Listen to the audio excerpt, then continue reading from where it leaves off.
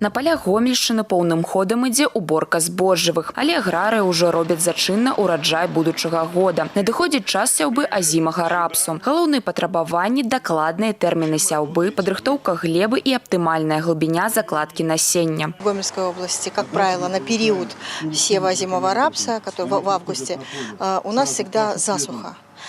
Это обусловлено тем, что почвы песчаные, они быстро пересыхают, и здесь следует помнить о подготовке почвы.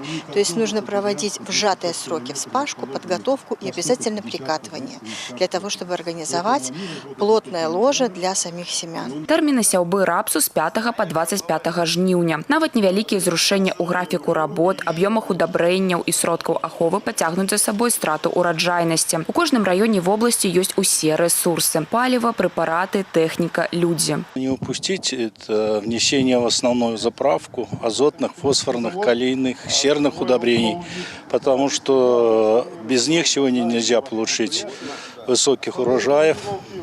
Сегодня перед нами поставили задачу получить не меньше 30 центнеров озимого рапса, масла семян.